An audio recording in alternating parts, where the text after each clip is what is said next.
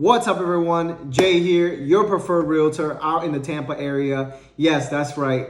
So, look here, guys. I am putting together a new podcast interview style where I'm interviewing friends, industry leaders, whether they're in real estate, whether they're mortgage lenders, the title companies, you name it, all around the real estate industry.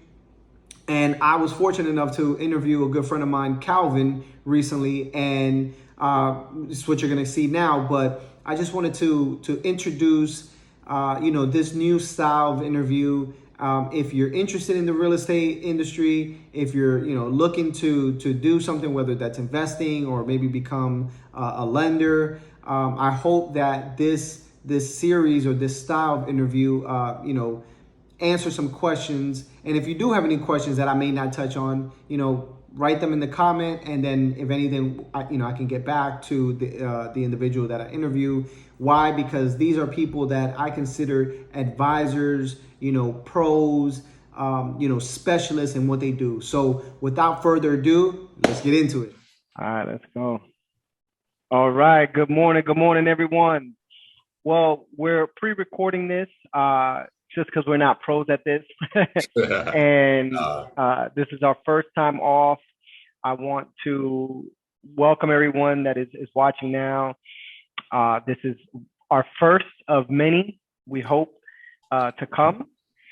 And this is kind of to introduce everyone to the industry that we're in, right? Whether it's real estate, whether it's marketing, whatever industry you're in, at some point, somehow we hope that the services that we're putting in front of you, you can take advantage of. So with our first presentation, I have my good friend Calvin here. And what's up, everybody? Awesome. And man, look, let me say I appreciate you taking the time. I know we kind of had a quick turnaround to say, hey, look, we met up and then we just kind of vibed off each other's energy. And I felt like, all right, we got to do this. This is a go. Yes, we got to really launch this thing. So, as I'm getting this workout in this morning, got to get your workout in this morning. You motivated me. You've been motivating me, man. I really got to get on mine as of lately. And the one thing that I'm seeing, or has always been a factor for some people, is positioning themselves, right? Or even getting started. So a lot of times people don't position themselves because they feel like things need to be perfect. And so I was thinking about this on how, when I first started doing Turo, I put my car out there.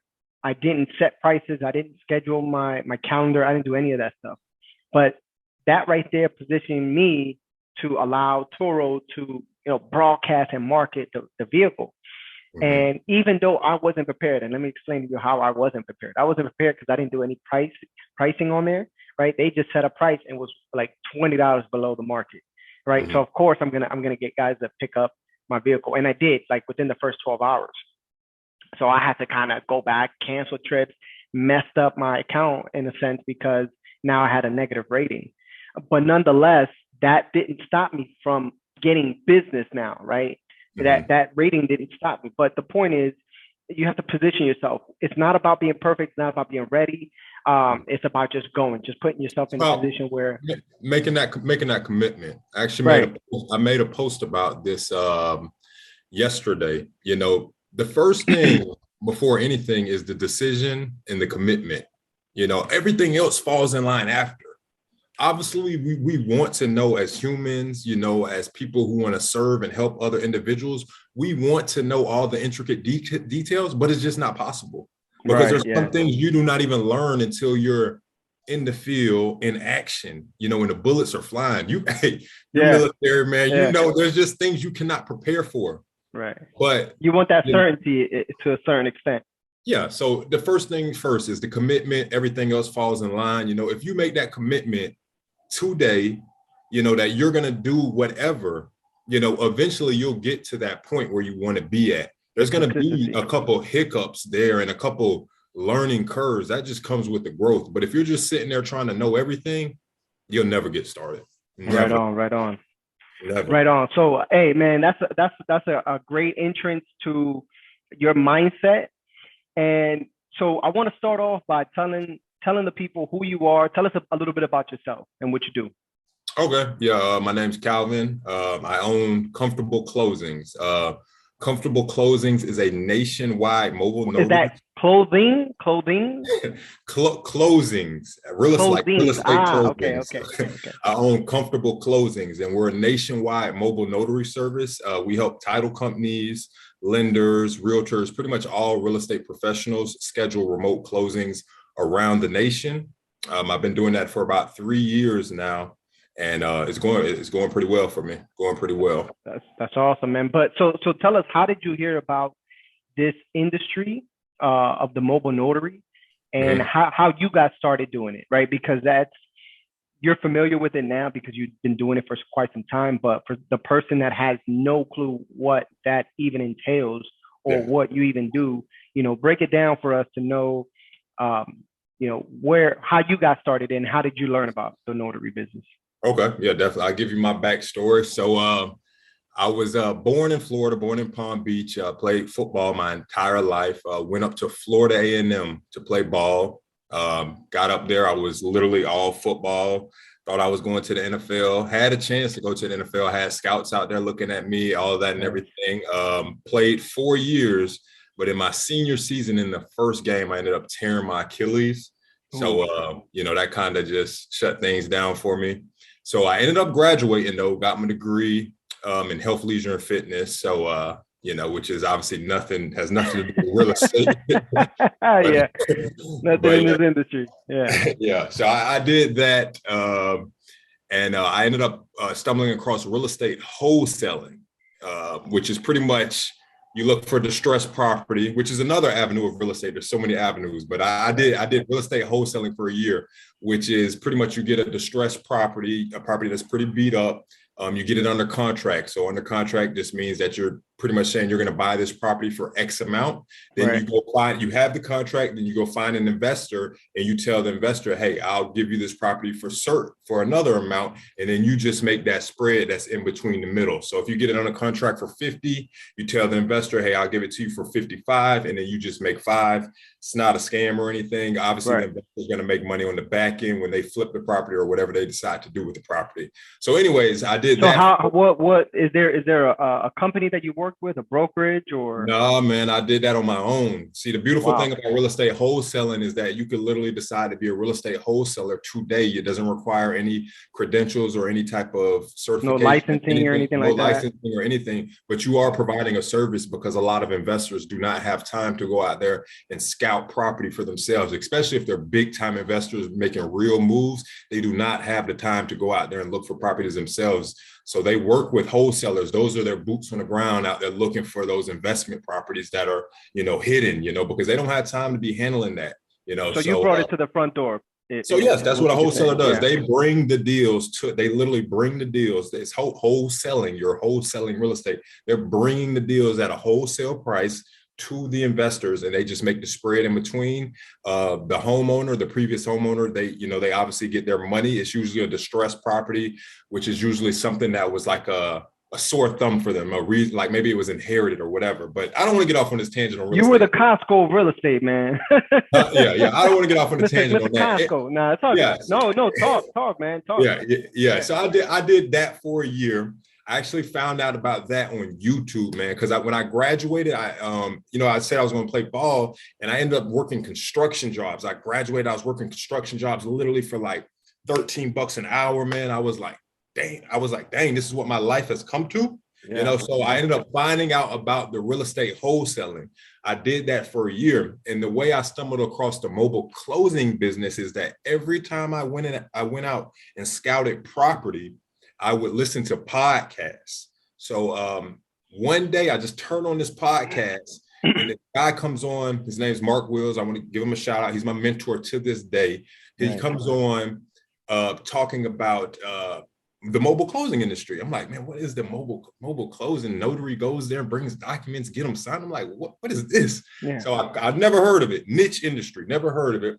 So I called my mom. I'm like, hey, mom, have you ever heard of the notary signing agent who brings, you know, the documents, the loan documents, and get them signed? She's like, because she's bought a house. So I called her and asked her about that. And she was like, no, but I do remember, you know, there was a notary at the closing table, but I don't remember their particular name or what exactly that they do. They do. So I was like, yeah. So I was like, wow, this sounds pretty interesting and it sounds legit. So long story short, I ended up purchasing the course after that.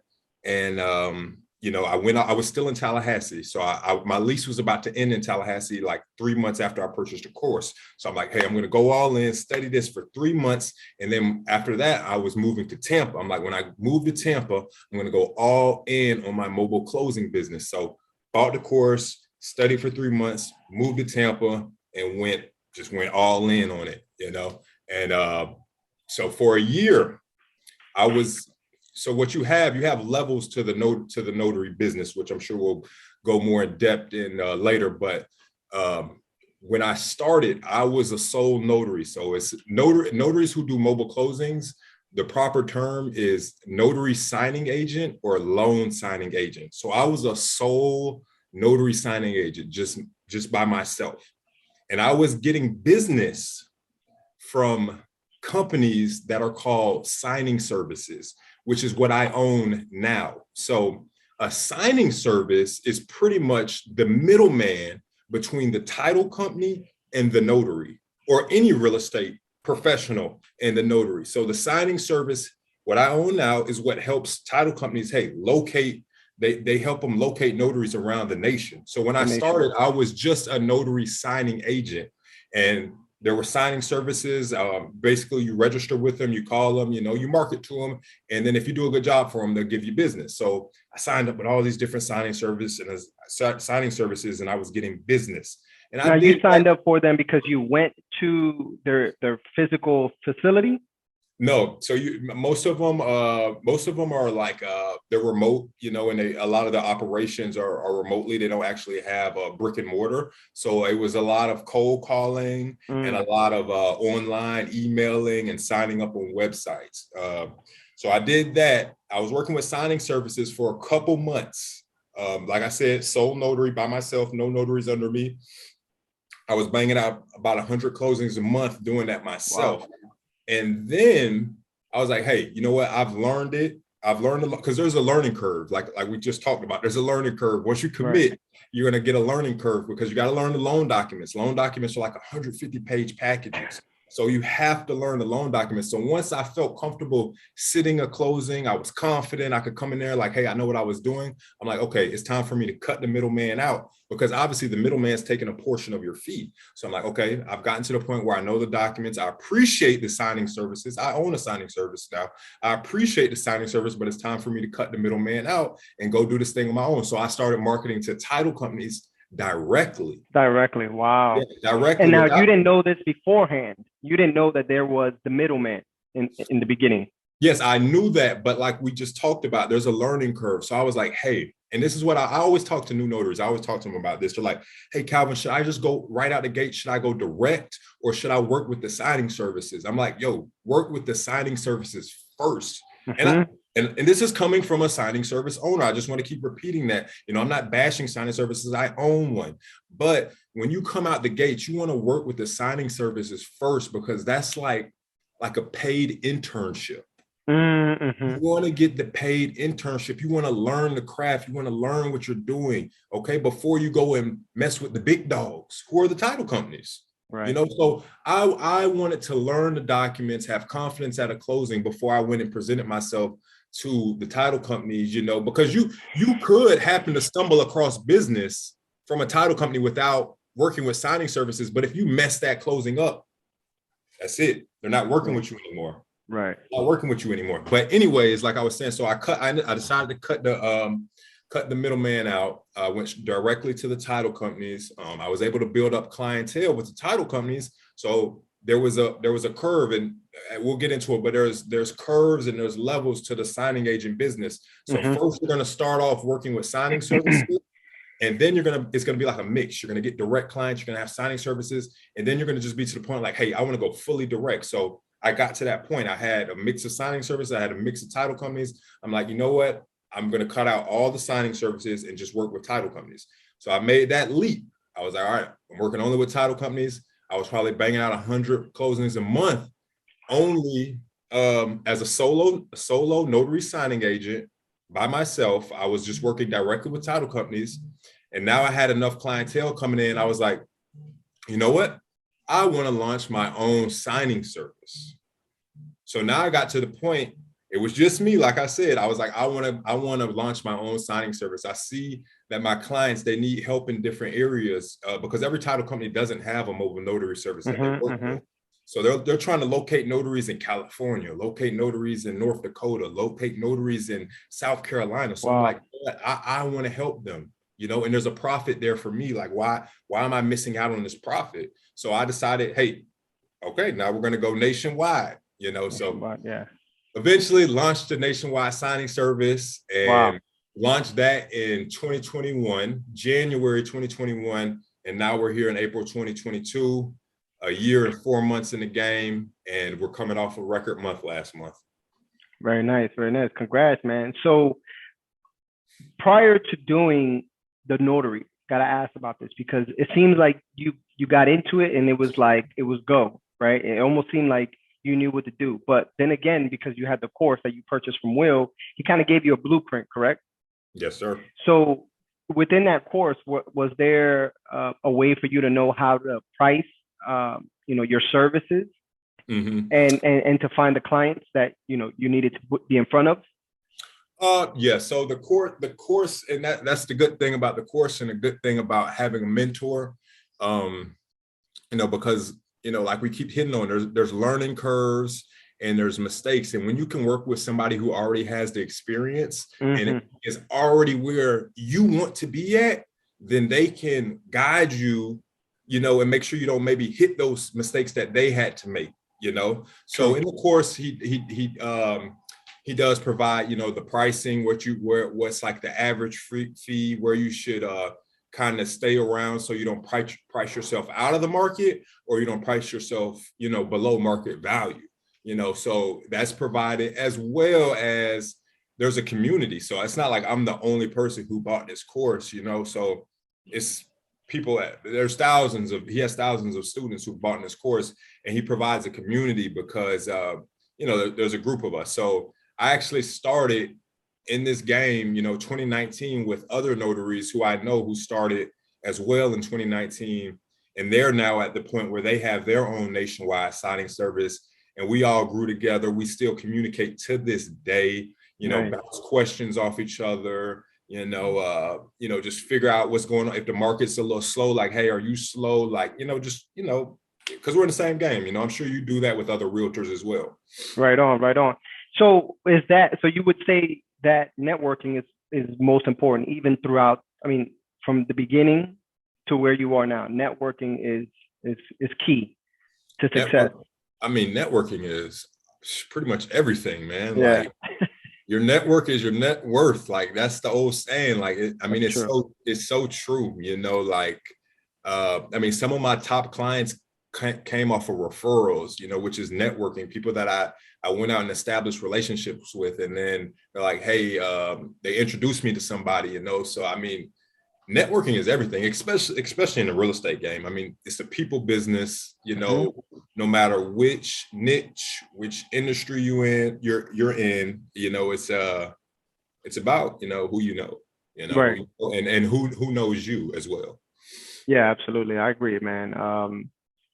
In any industry, if you don't reach out to people that know maybe a little more than you, or are starting in the same place where you are, it's difficult to know where, or how far you can go, because you don't see someone else, you don't see their path of progression, if you will, or they can, once again, like you said, they can cut that learning curve for you. So yeah, no, 100%, I agree. Yeah. So what is your checklist? And if you do have one, what is a process that you do now that you wish you had, maybe that wasn't in the course, that you feel like, you know what, if I could do a checklist for someone that's starting off that wants to shadow what I do, this will be the checklist, 1 through 5, kind of generic, if you will. Doesn't have to be very specific. Well, yeah, okay. If you're a notary just getting in the game, I'd say, one, education is key. Understanding loan documents, understanding the terminology, understanding every aspect. How does the real estate look? How does the real estate agent look at it? How does the lender look at it? How does title look at it? Because you want to understand every aspect. And I didn't know this when I first got in the game, because there's so many moving pieces in a real estate transaction, yeah. And you don't want to be the person who holds it up, and I preach this. So I have 3 employees, 3 schedulers, and I tell them, the notary is the most important piece of the deal, but the least appreciated piece. Because if the notary makes a mistake at that closing table and doesn't get something signed, that could literally blow the entire deal. Wow. The entire deal. And I'm telling you, realtors don't know this until it happens to them. until the notary misses a signature, doesn't get the documents dropped off, none of that. But I say this to say that you want to know all the moving parts, because when you're just starting off, you may be like, hey, I've done my job, I've got everything signed. But if you don't get the documents dropped off in time and the title company doesn't get them the next day, they may not be able to fund the deal. Now the realtor can't get paid, the lender can't get paid, the buyer can't take possession of the home, the seller doesn't get their money, and everybody's looking at the title company like, so there's so many moving pieces that you have to understand why the title company wants the document scanned back as soon as possible, why they have to make the FedEx or UPS cutoff. You just have to understand the why. So education is key.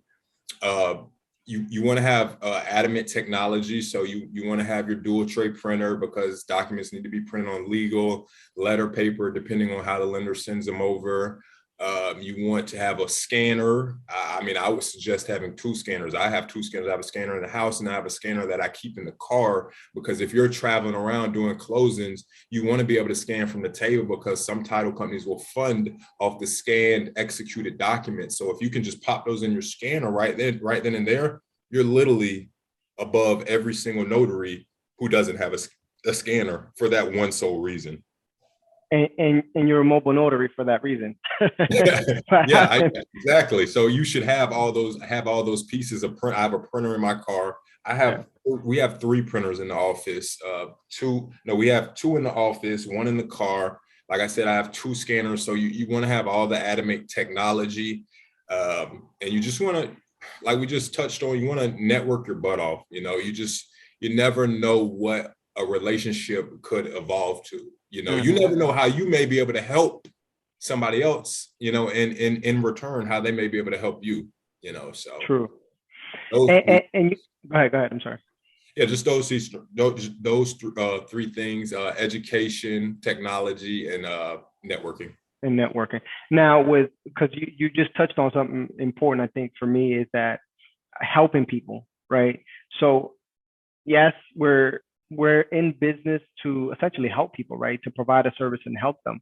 But on the other side of that, right, in the fact that you're providing this service, what have you found out to be a perk in being a mobile notary? Aside from maybe a notary that works at a bank, right? Or a notary that doesn't work for self, they work for someone else. Yeah, so when you make that dive into being a notary signing agent, this is something you have to understand, is that you're now a business owner. Whether you're doing it part-time or full-time, you're now a business owner. And the perks of being a business owner is, you do have the privilege of creating your own schedule. Nice. Yeah.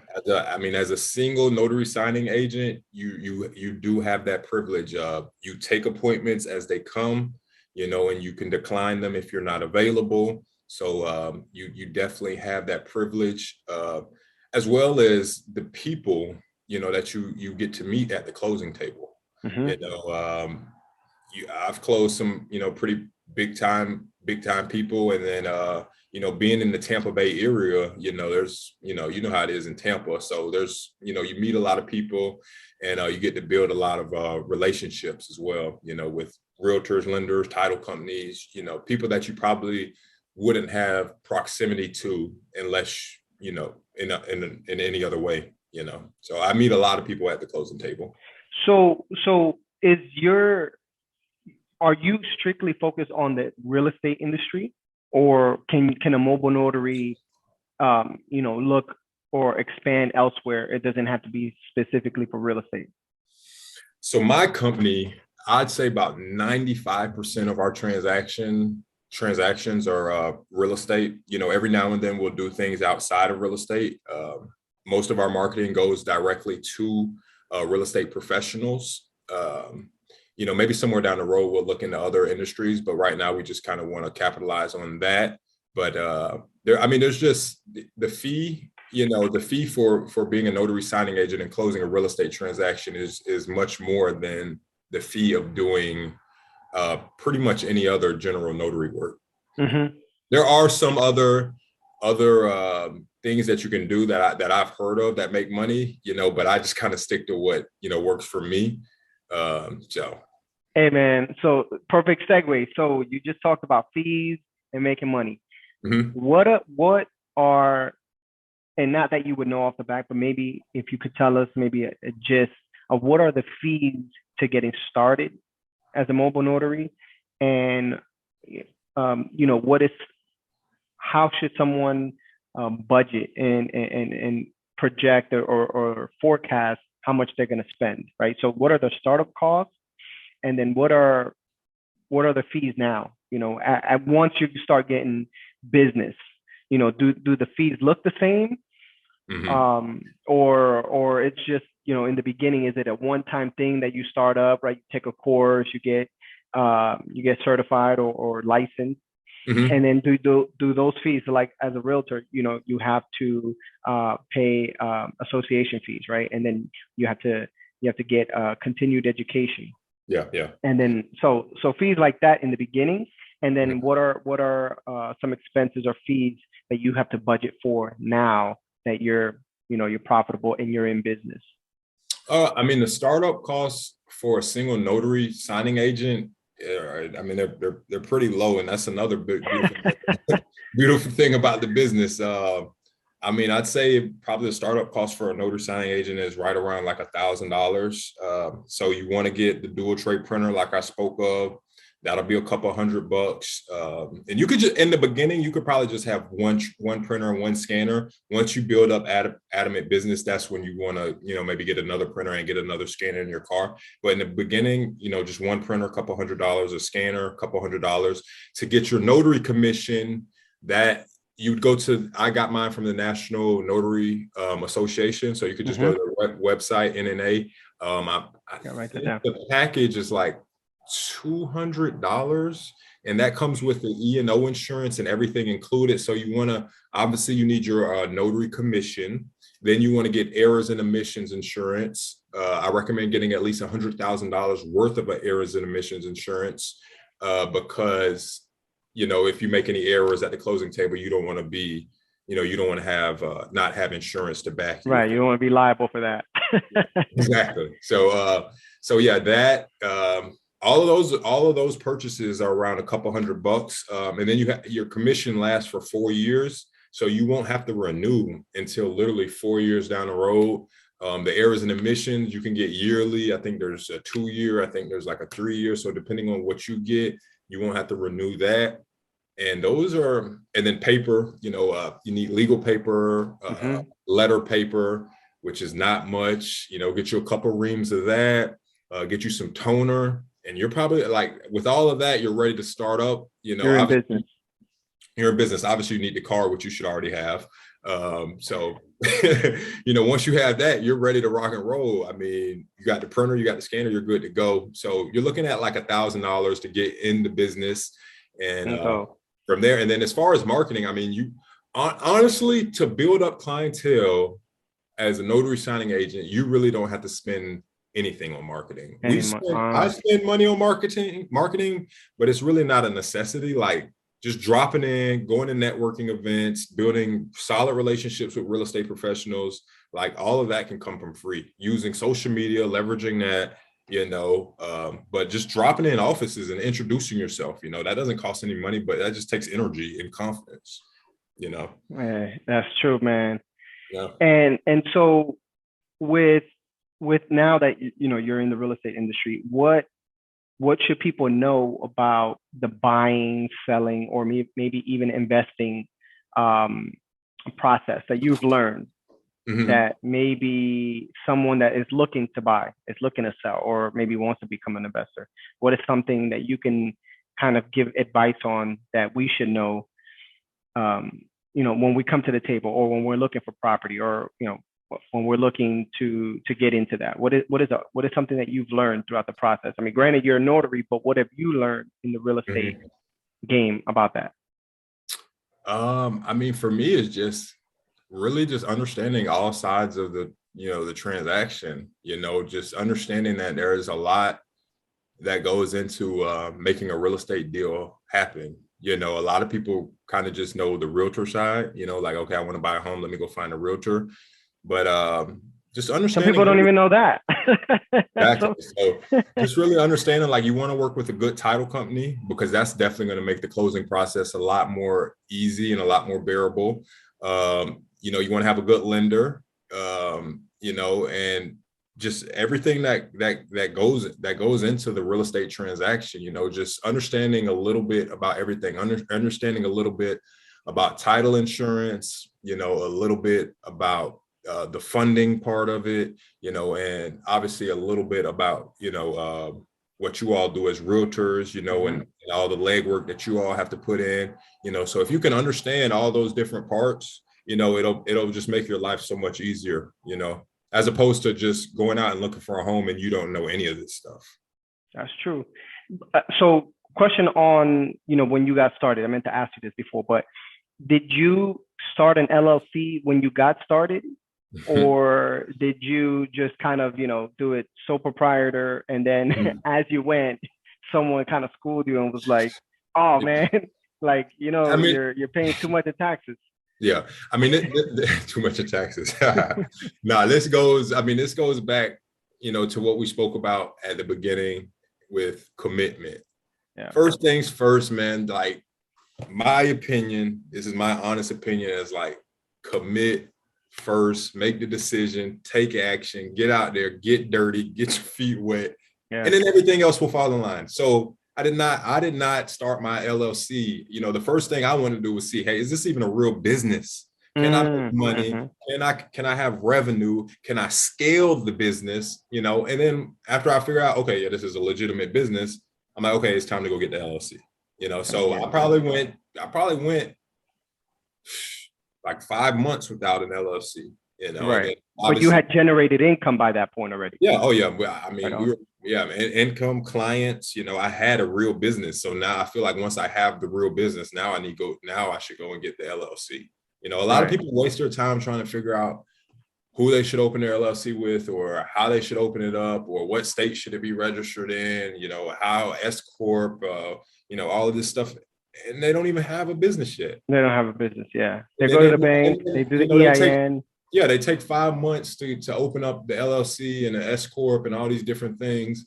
And by the time they've done that, like, all the clients they could have potentially had are already gone. Right. Or they even select the wrong entity structure without even knowing. And then, they kind of have to go a whole year without, or they have to go a whole year with maybe paying more in taxes because they didn't pick the right entity and structure for them. So, no, 100%. I think you got to make, and one thing, you got to make money to pay taxes. So, so like, if you open it up in LLC, you don't have any clients yet, then you won't even have to worry about paying taxes. The first things first for me is to take action, make the decision, make the commitment, go out there, do the business, and then everything else will fall in line.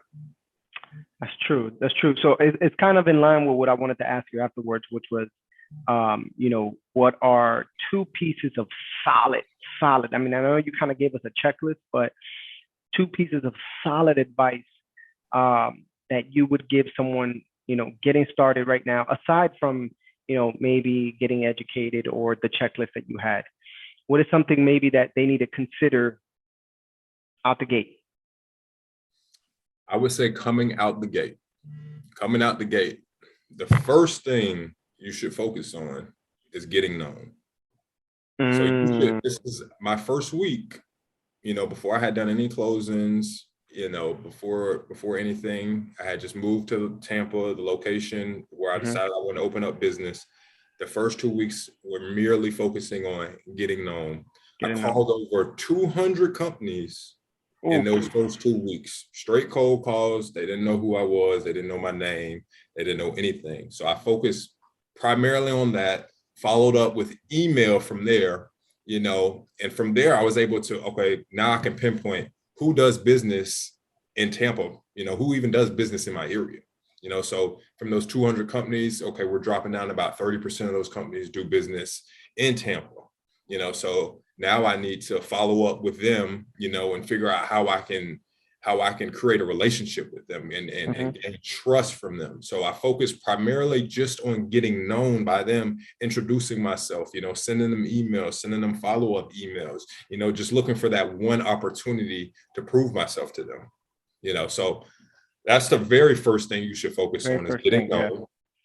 And then number two is just advice. Like, the real estate industry is big, but it's very small at the same time. So you want to keep a solid reputation.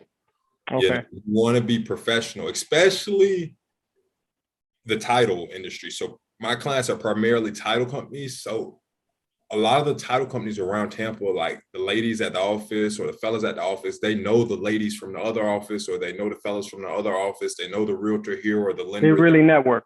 Yeah, so it's a really tight network, so you want to keep your reputation, your face, and your name, as clean as possible.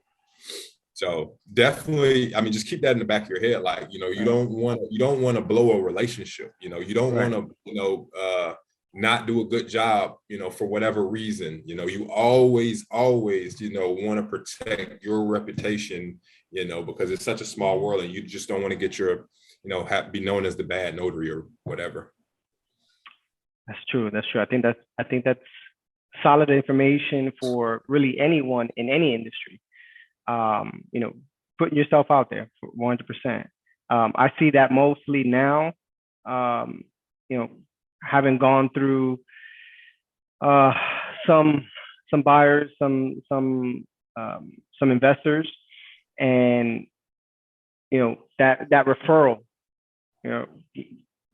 that goes a long way. That referral goes a long way, man. The referral goes, it's automatic validation, and automatic, trust. It's much better than that cold introduction where they don't even know you, but they don't even know you. Yeah. You can get a solid referral, from somebody prominent or somebody, who already has a relationship with this person.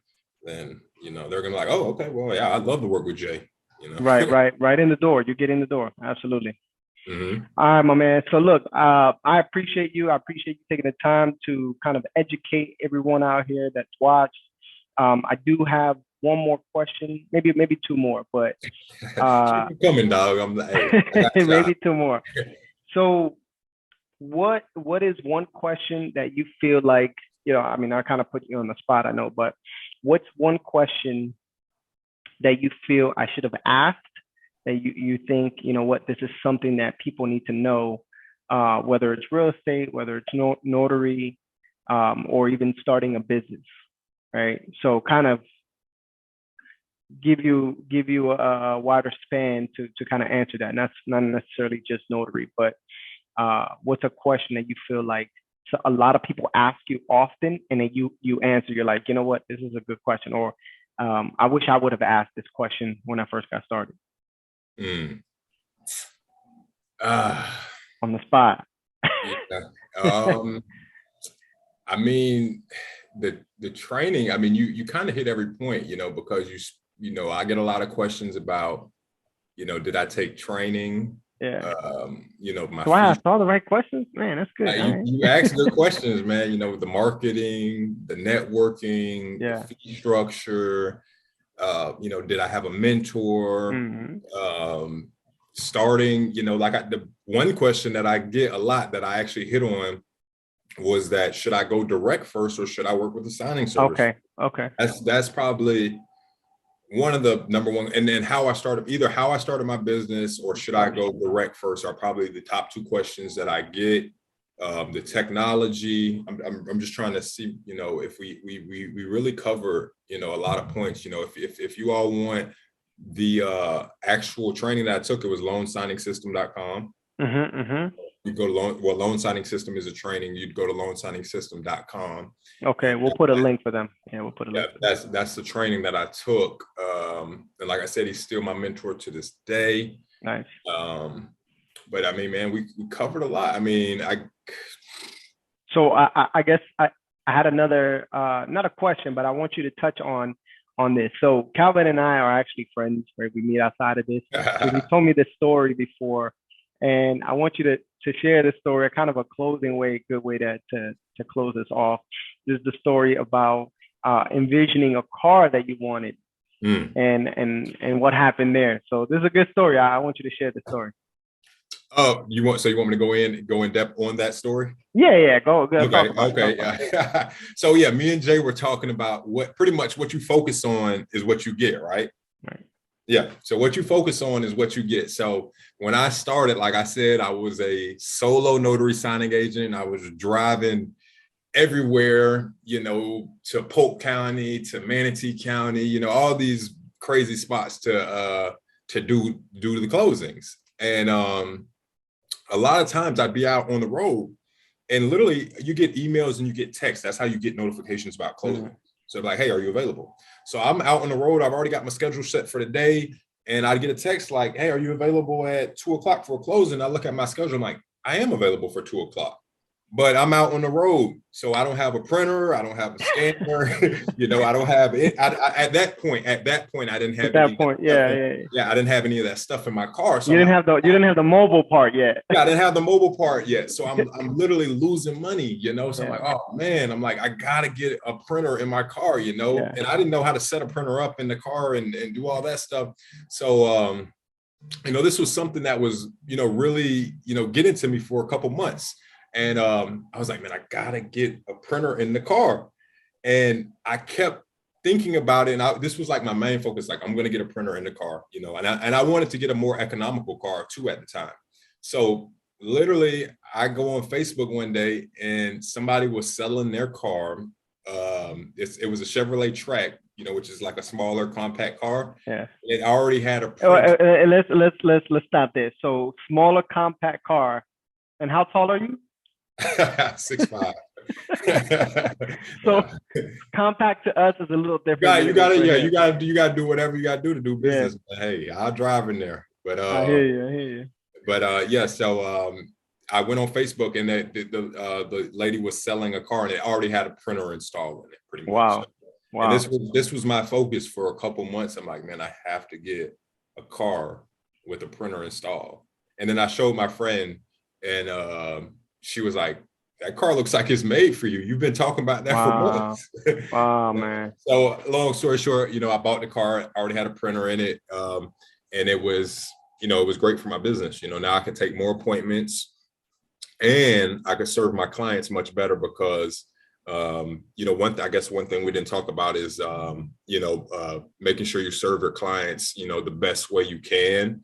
And, you know, making investments into your business as a business owner. So that was an investment that I had to make. You know, I had to go out and purchase that car, you know. So I took a hit, you know, to make more money in the long run and also be of better service to my clients, you know. So I could if loan so sometimes you get to the closing and the loan documents could have a name misspelled. So now everything has to be redrawn and reprinted. If you don't have a printer in your car and you're an hour from, you know, where you print at from your office, then, you know, what are you going to do? Yeah, you know?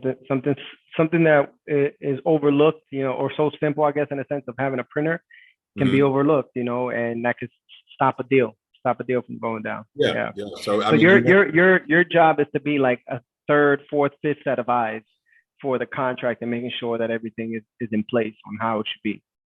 I mean, yeah, at that point, yeah. So I mean, this happens all the time. You know, we do tons of closings, and loan docs are wrong a lot, honestly. So if you can be that notary who has the printer, in their car, then that'll put you above. And a lot of times, we work with notaries who may not have a printer in their car. So if the loan docs are wrong, the whole closing has to be postponed and rescheduled. Or we have to locate another notary who can make it out there. Like, it's just, so definitely make that investment. Yeah. That's my answer for that previous question you just asked. Yeah. Make an investment in your business. Spend the money now so you can make money later. Make the investment, Wisely, for sure. Because I mean, we don't want you to just go overspend on things that you don't necessarily need because you think you need to be up and running and you need to have an office. Make the right investments. Absolutely. Make the right investment. Any way that you can service your clients better, and be of better help, be a better business owner, then I think you should always spend that money. If you can ask yourself before you're making the purchase, like, hey, is this going to help my business? Is this going to help my clients? Am I going to be am I going to be able to provide a better service because of this? Then spend it. I think it's safe to say that Calvin is his mindset is 10x and mindset is everything. 10x and mindset is everything. It's safe to say. Safe to say. All right, guys. So Calvin, man, and once again, I want to thank you, man, for your time. It didn't take much for us to really schedule this around our schedules, but nonetheless, thank you for your time, man. Thank you for shedding that light on what you do and how you can be a resource to people. And what I'd like you to do, lastly, is to kind of plug your social media, where people can find you if they need your services. Okay, so the business page, all of them are under Comfortable Closings. So Instagram, we're Comfortable Closings. Facebook, Comfortable Closings. Personal page, Instagram is Calvin J. Darville. Facebook, Calvin J. Darville. And then LinkedIn as well, Calvin J. Darville. We do a lot of things on social media. The business page, we do Mindset Mondays every single Monday, which talks about the intangible things that you can do in your notary business, the intangible things to make a quick mindset, what we just talked about, 10x mindset to be a better service to your clients. On Thursday, we talk about the tangible. So what are like the small things? Maybe get an extra scanner, get an extra printer. What are the small things that we can do in our business? So we provide a lot of value on the platform. So, and if you guys have any questions, just, hit me up. Reach out to my man. Yeah, he's a pro, man. I hop on calls all the time. Any notaries who you may know or whatever, I'm always talking to people looking to get in the game and always willing to help. Absolutely, man. Once again, brother, I appreciate you. Thank you so much. There's no formal way of signing off right now because this is number one. So I appreciate you, brother. Yes, sir. We'll talk soon, bro. I appreciate you. Yep. Later, brother.